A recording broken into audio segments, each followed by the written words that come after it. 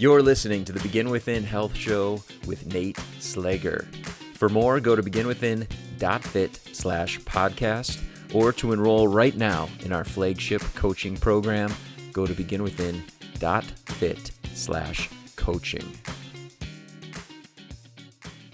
My guest today is gut expert Josh Dech.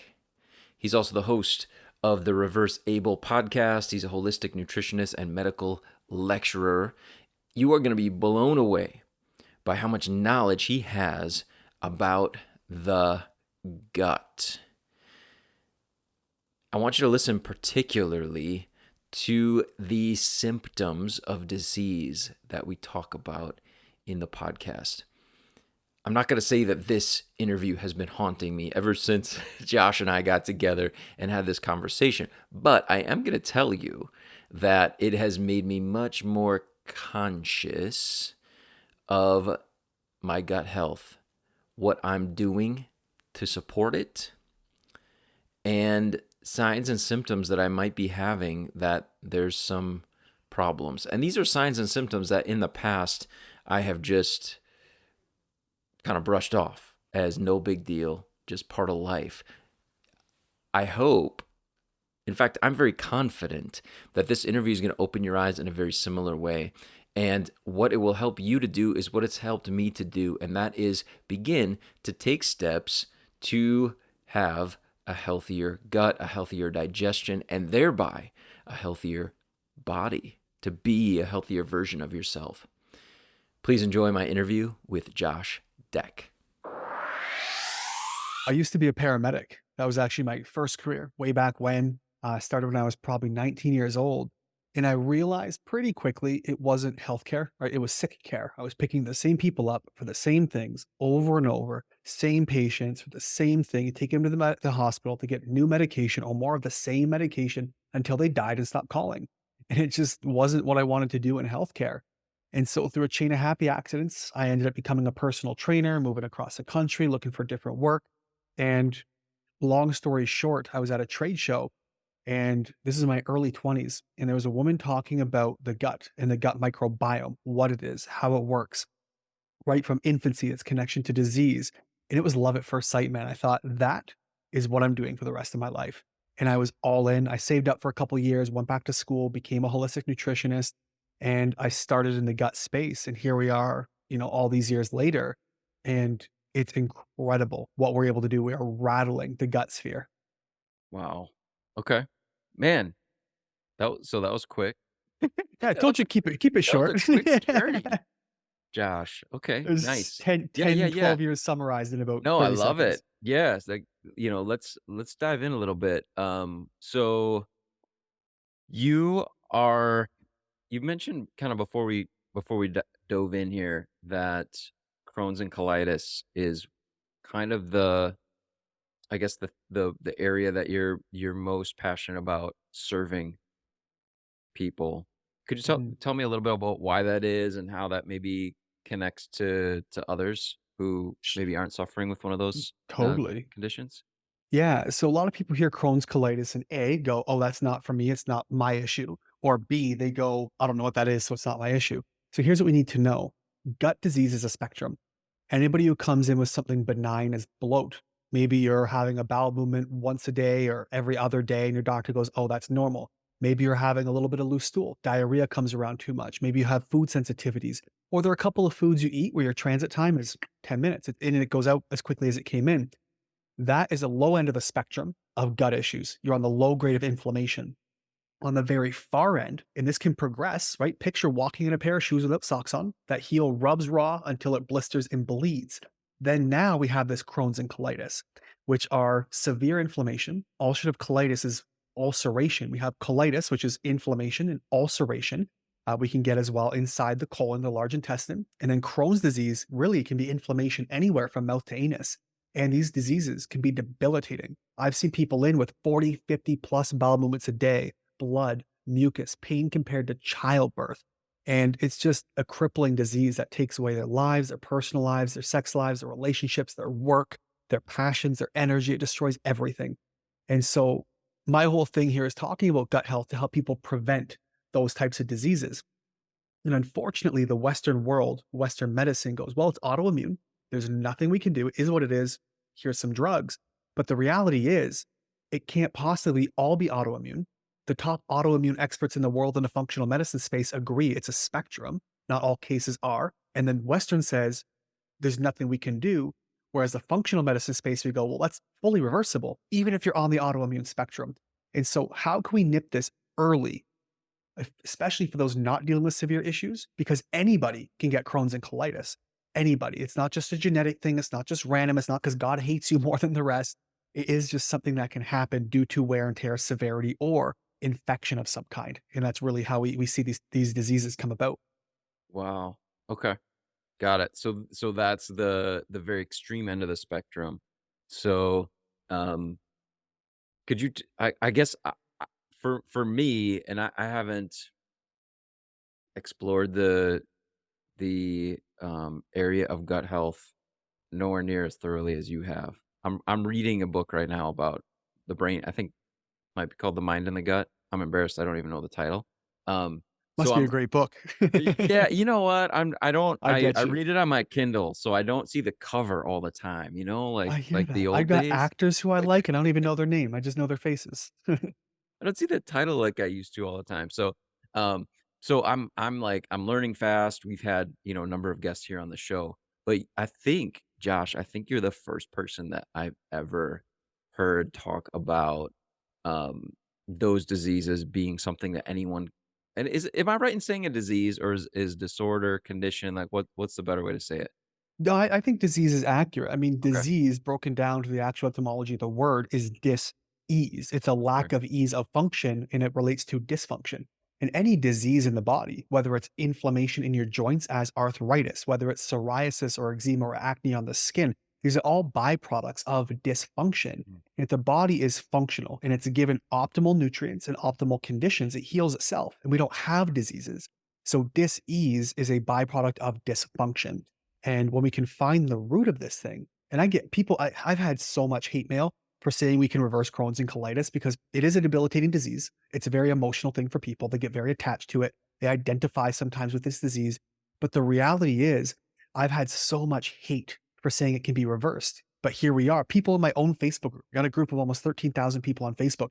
People in my own group going, oh, this is a scam. Meanwhile, we're talking to a lady who's been a member of the group for 2 years who joined the program and she's 12 weeks, 16 weeks, and she's got no symptoms. You know what I mean? Like it's crazy. And so it can all be done. And that's really anybody can get this disease okay. and anybody can reverse it. Wow. Okay. Yeah. No, that's awesome. Um, okay. Now, I guess 2 areas I wanna make sure that we talk about. Of course, I wanna touch on as much as you're willing to share on the things that are making the healing possible. Oh, I will share all of it. Yeah, and I mean, maybe we could start with this. What are the things that create the dis-ease specifically? I know you mentioned in a general sense, but what are the things that you see most often that are causing the harm? Well, it's convenient that you're actually asking this question right now at this time. I just did a lecture last night. I do these every single week in my group, and I actually created this nifty little Venn diagram. I don't know if you have video here, but you can see this. Maybe your Yeah. listeners can't through audio. So I have a three-ring Venn diagram. In the outer three rings, those are the three things that lead to inflammatory bowel. Now, again, anybody can have these problems. It's a level of severity of exposure, length of time, and how many of these things combine to create this disease. And then the inner ring is actually what leads to true autoimmune diseases that anybody can again get. So for the listeners, we want to make sure we are avoiding these as much as we possibly can. So my outer rings, number one, we have toxins. And toxins are highly inflammatory, whether that's toxins in your food, whether that's in the environment, if that's mold toxins, if that's heavy metals, if that is gasoline and fumes and vapors, that you work at a new car a lot and you're constantly whiffing in these new car smells, that's formaldehyde, right? So there's all kinds of stuff that can create inflammation that your body has to detoxify. And it has trouble the more you have to deal with. It's not an octopus, you don't have 8 hands. And so it's trying to figure out what to do with these things. So the number one inflammatory is toxins from wherever they come in. Number two is going to be diet or nutrient deficiencies. Now I put them in the same lump because the Venn diagram wouldn't make sense without it. But if we have diet that is garbage, we're eating like raccoons, anything we can find, we just stick into our faces. It's fast food, hot dogs, beer, alcohol. These things obviously are highly detrimental. There's also, we know like what to eat. We don't really talk about how to eat. Are you eating on the go all the time? Are you running around? Are you swallowing like a pelican and not chewing your food, causing issues in your gut, lack of digestion between poor quality food, poor quality chewing and eating habits, and frankly, poor quality soil nowadays? There are studies suggesting that we might need up to 20 oranges today to eat or to get the same nutrients that we would have 200 years ago in a single orange. So even our soil from the monocropping and the agricultural process of tilling the soil, it's just devoid. Mhm. So we have toxins and we have diet and nutrient deficiencies. The third outer ring that leads to bowel dysfunction is bacterial imbalances.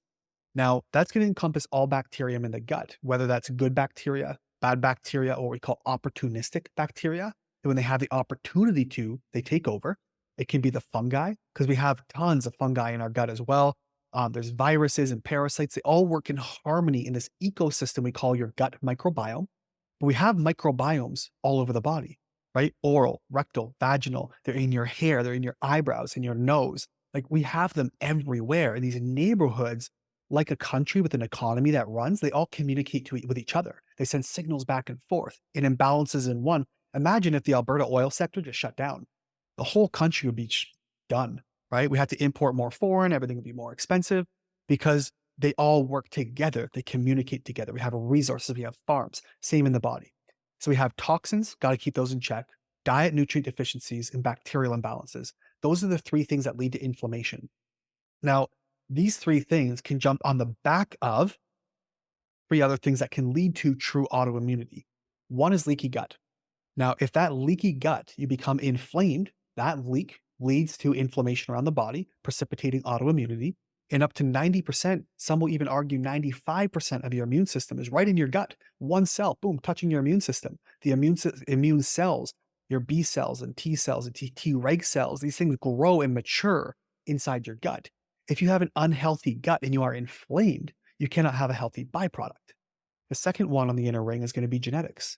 So if you have a genetic predisposition, common ones, IL-26, NOD2, these are certain genes and genetic markers people can have that things like toxins, bacteria, diet will exploit to create ulcerative colitis or Crohn's disease, for example. NOD2 is a common Crohn's disease gene.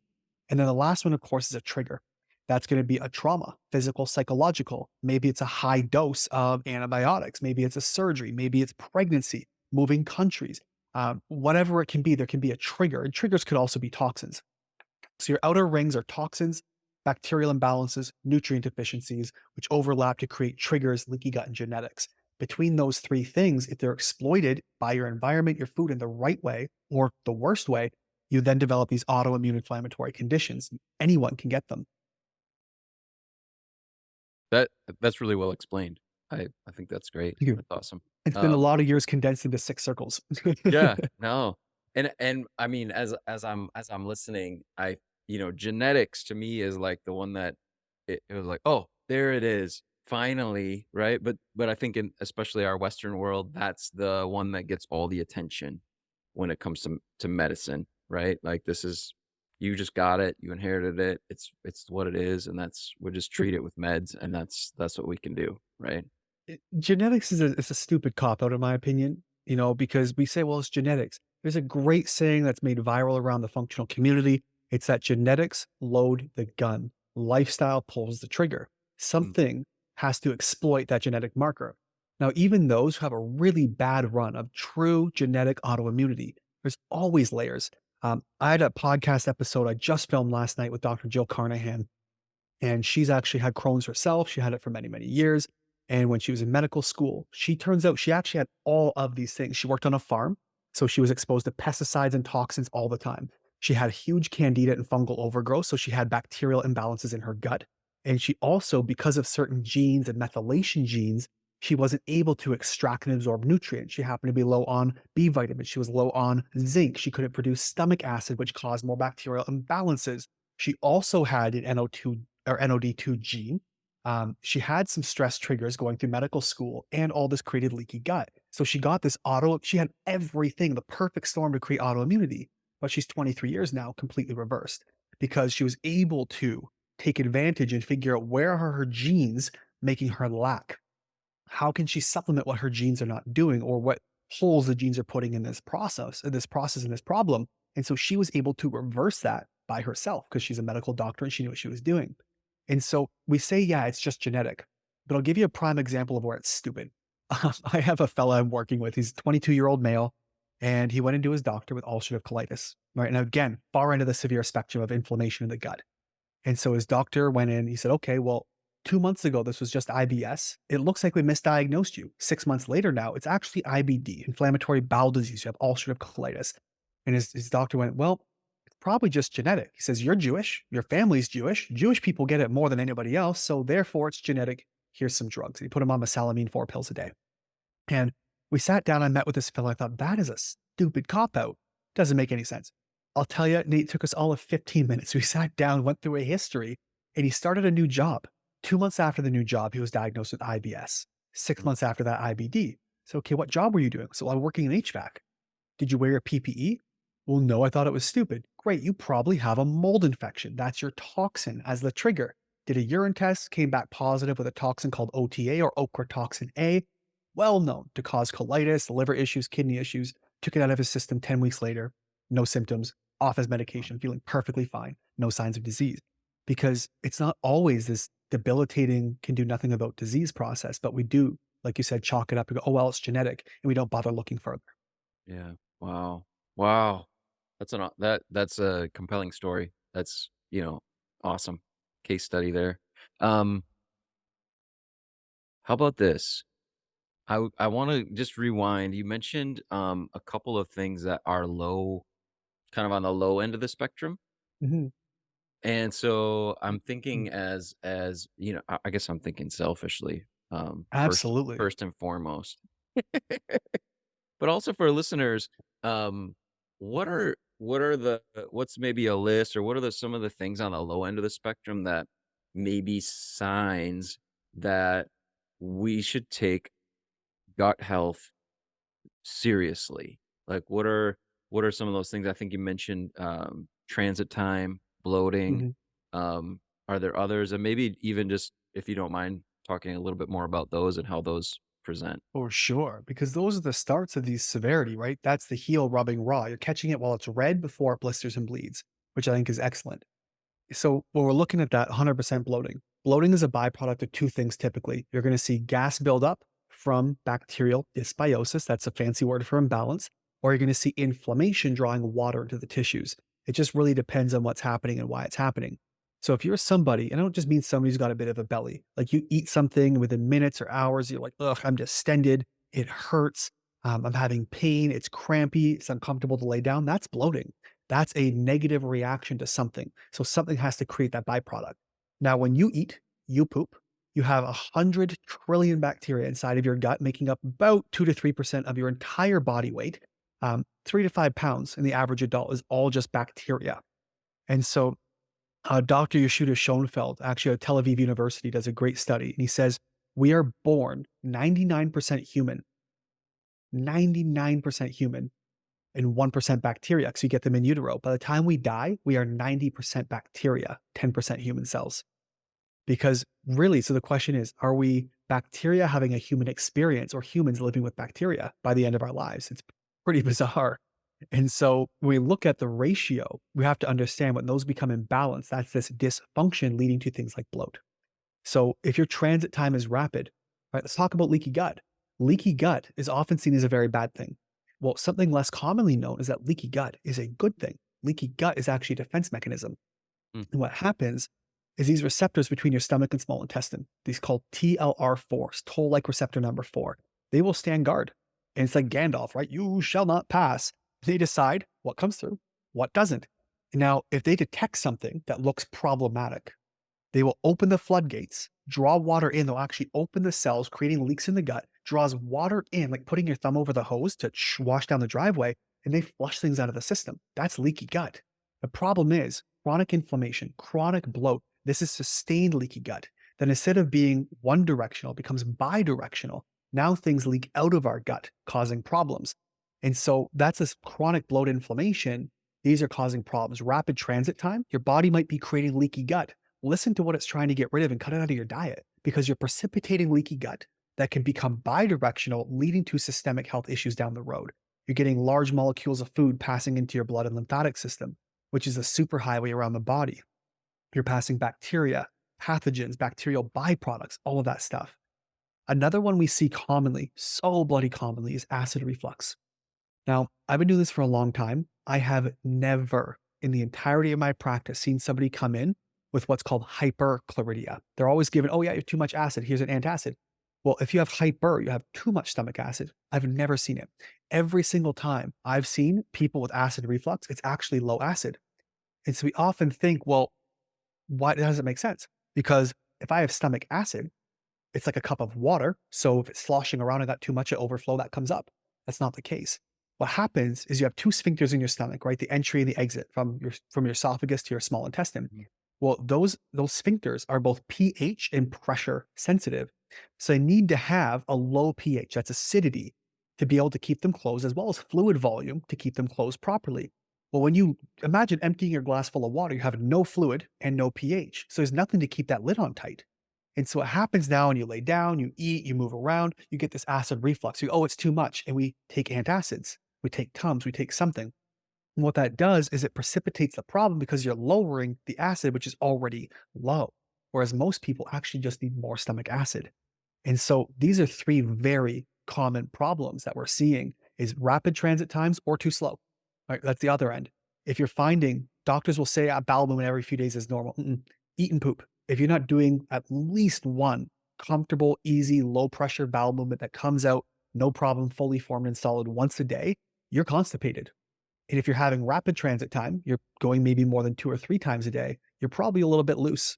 My clients call it being loose in the caboose. And so that right there is a problem. Then we have bloat, we have acid reflux. Those are very early warning signs of there being a problem. Wow. Okay. And Gotcha. that's digestively. There's other signs you can look Yeah. for that are not gut related.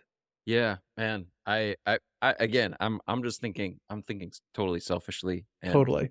the listeners don't want to hear about my stuff, but I can say that my mom recently passed away, and she had during her time with cancer, I had acid reflux for like I was like, what is wrong with me?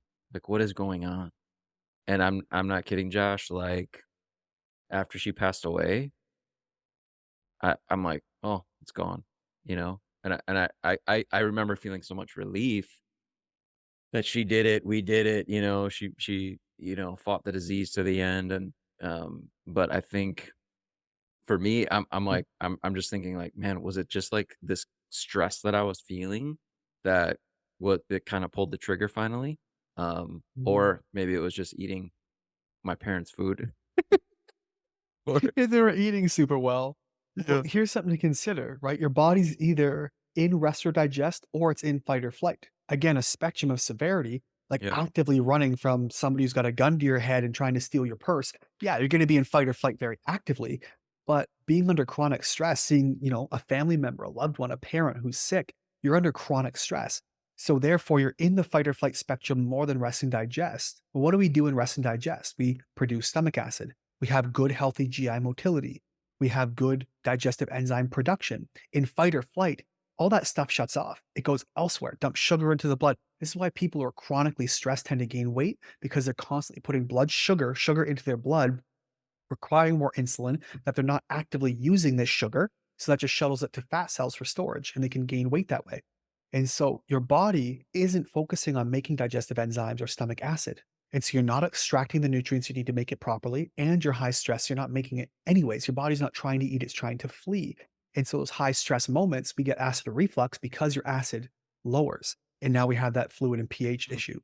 wow, yeah, yeah. It just like was like flipping a switch for me, and I do this show, like I'm working out, like I have my morning routine, like I feel like I deal with stress really well, but I was just saying to my wife, I was like, maybe I don't.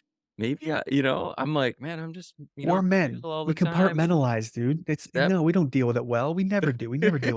Most of my guys, women, they'll go to therapy. It's getting a bit more popular now for men, but every guy I work with who's under stress, I'm like, dude, just get a digestive enzyme for now. Very simple digestive enzyme for one.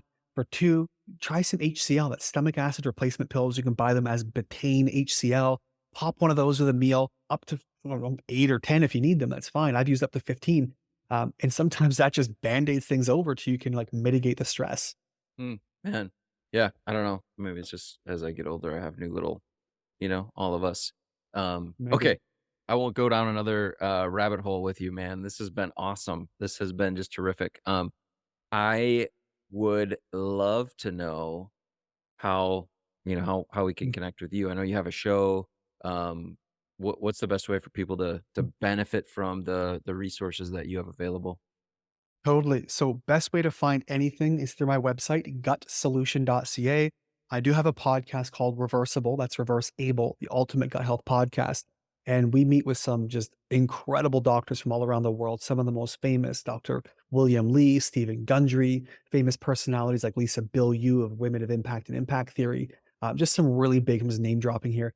They're just way too famous to be on my show, but they are, and it's been amazing. And we talk all about the gut. It's the things about our lives that impact and affect our gut, and how our gut and our lives impact each other. It's that bi-directional relationship. And so that podcast is, of course, available anywhere, but the easiest way to find that, to reach out, to even see the podcast, all that stuff can be found at gutsolution.ca. Didn't I tell you he was going to blow you away? He blew me away as I was listening. Man, I can't get enough. And I sure hope that he comes back on the show again to dig in a little bit more into gut health and what we can do to maximize, to optimize our gut health. You've got a link in the show notes to connect with him, to get access to all the resources that he mentioned, gutsolution.ca. It's waiting there for you. Now, like I said in the intro, I want to just take a moment because I want to have you leave with some action steps. I want to have you leave better than I found you today. And like I told you, for me, this was eye-opening. This conversation, even though I have done lots of research on gut health, as I mentioned, I'm reading about it now. It's something I'm very, very interested in learning about. And yet, this interview with Josh, for me, the idea of the spectrum of gut disease was very eye-opening. It was something that stuck with me, and it's something that's been, honestly, on my mind every single day since he and I had this conversation. Because I consider myself to be relatively healthy, right? Try to take good care of myself, try to make good decisions. And yet, from time to time, more often than I'd like to admit, there's some signs of gut disease. The start, maybe for you, like for me, it's just the very edge of the spectrum of gut disease. But what I want to encourage you to do is to not take that for granted. I'm talking about the symptoms that were mentioned in our conversation. The symptoms that Josh mentioned: bloating, rapid transit time, constipation, acid reflux, these kinds of things. So much in our culture, they get brushed off as kind of no big deal, just part of life. Go take, some digestive pills that are going to help you, or some antacid tablets, or whatever it is, and you're going to be fine. You're going to go back on track. In fact, so often the commercials for those medications have somebody eating things that are causing them these problems in the commercial, right? 30-second commercial. We get the picture, right? They're eating things that we know are less healthy things, and yet the commercial, the message is, it's okay. Go ahead and eat that stuff. Just take the pill and you're going to be fine. What I want to encourage you to do is start paying attention to those symptoms on a daily basis. And of course, if you have signs of being even farther along in that spectrum of disease, I want to encourage you instead of just messing around at home trying to make some healthier choices, get some real help. Maybe somebody like Josh is that help, as well as, of course, your doctor, gastroenterologist, right? Go get some support. These are signs that things are not okay. So my action step for you is something that we talk a lot about in our coaching program. Of course, I'm not the expert on digestion and gut health that Josh is, but we take an overall very holistic approach to health in our coaching program. And one of the big things that we practice is something that we call the owner's manual. And this is a notebook, it's a journal, it's some way of tracking what you're learning about your body once you start paying attention. And I'm going to encourage you to do that when it comes to digestion, when it comes to some of these symptoms that might pop up from time to time, the ones that I mentioned earlier, bloating, very quick transit time, or constipation, or acid reflux. I want you to start noticing some of those symptoms, as well as overall discomfort, loud gurgling, like these are just little things, right? And sometimes we just pass them off and we just say, oh, that's weird, right? I want you to pay close attention to what's going on, and I want you to start, if you would, doing some documentation. Just use the notes app on your phone or a notebook and just start documenting. Oh, interesting. This thing happened today. Why might it have happened, right? I had, for example, in the interview, I talked about my issue with reflux, right? Okay, interesting. This happened. Now, why might that have been? What foods have I been eating? What situations have I been in that would have potentially impaired some of these systems and created these symptoms for me? What it enables us to do is to start looking at patterns, to start looking at how things are connecting together. Maybe I'm not getting enough sleep, right? Maybe I changed something in my regular diet, right? Started eating more, I don't know, some more dairy or something, right? Just interesting to start paying attention to. Start looking at these as signals that your body's trying to tell you something, not as inconveniences that need to be just band-aided with some quick medication. But look at them as signals. Look at them as your body's method of communicating to you. What's it saying? What's it trying to tell you? What's working? What's not working? These are very important clues along the way. So I want to encourage you to start doing some documentation. Don't take for granted that you're going to remember, oh yeah, last Tuesday I had acid reflux, and I think it was because I had all that pizza before bed, right? Don't just take it for granted, but document it. And then over time, oh, next time I had acid reflux, oh my goodness, I had a big meal before bed again. All right, I'm learning the signals here. I'm learning from the symptoms my body's giving me on how to make healthier choices for me, for my body. Start doing some documentation. Start developing your owner's manual. If you don't already have one, get it going. It is a huge tool, a huge weapon in this fight against unhealthiness and in our journey in getting to the healthiest possible version of ourselves. Let me know what you think. I'd love to continue this conversation on social media. Of course, you can find me at Nate Slager, and I appreciate you so much for listening all the way to the end of the episode, for liking the show, following the show. What do you do with the show again? You follow the show, you share the show, you rate and review the show in your podcast player. Thank you so much. It's keeping this show in the top 10% of all podcasts, and I'm very proud of that. I'm especially excited. I'm proud of that because I'm excited about the number of people that enables all of us to be able to support, to be able to help, to be able to welcome into our community of individuals who are working hard at becoming the best versions of themselves that they possibly can right now. Thank you so much. Have a wonderful day. I'll talk with you again soon, right here on the Begin Within Health Show.